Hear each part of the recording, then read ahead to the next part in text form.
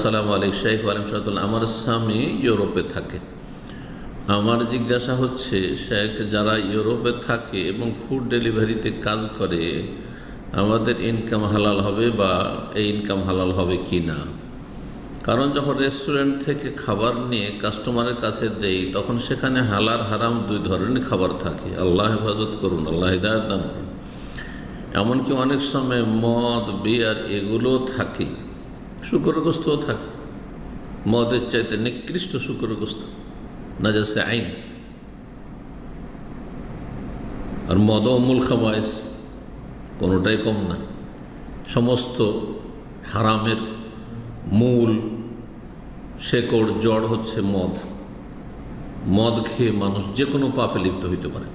শিরক, কুফরি, খুন করা, জেনা, ব্যভিচার, ধর্ষণ, ভাবন, কিছুই তার কাছে পার্থক্য নেই।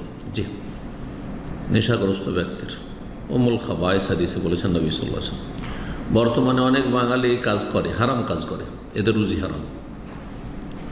এখন আমার স্বামীকে এই কাজ করতে পারবে? মোটেই পারবে না। আল্লাহ হিদায়াত দান করুন, আল্লাহর ভয়ভীতি দান করুন।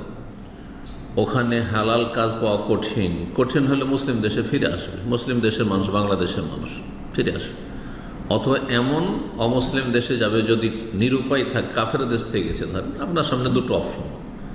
এটাও কাফের দেশ, আপনি যেখানকার আসল নাগরিক, অরিজিন, আর যেখানে গেছেন সেটাও কাফের দেশ। দুটোর মধ্যে তুলনা করবেন যে আহওয়ানুল বালিয়াতেন, দুটোই বালা মুসিবত, এর মধ্যে কোনটি আমার জন্য হালকা। দুটো গ্রাম আছে আপনার সামনে অপশন। আপনার গ্রামে শিরক, বিদআত, কুফরি বাধ্য করবে বেদাত করার জন্য অথবা পাপ করার জন্য। অন্য আর একটি গ্রাম আছে, কেউ কাউকে বাধ্য করবেন না, কিন্তু সেখানেও পাপীরা বাস করে। তাহলে এটা হচ্ছে আহওয়ানুল বালিয়া, দুটোই বালা। ওখানেও পাপ আছে, এখানেও পাপ আছে, কিন্তু এখানে পাপে বাধ্য করছে। এই গ্রাম ছেড়ে দিয়ে, এই দেশ ছেড়ে দিয়ে, এই অঞ্চল ছেড়ে দিয়ে অন্য জায়গায় নিরাপদ স্থানে যথাসাধ্য ভালো থাকতে মন্দতে যাবেন না। আমার আপনার সামনে যদি মুসলিম দেশ অপশন থাকে যে আমি সেখানকার নাগরিক হইতে পারবো, তাহলে কাফের দেশে নাগরিকত্ব নেওয়া কোনো সুযোগ নেই। আল্লাহ বোঝার তৌফিক দান করুন।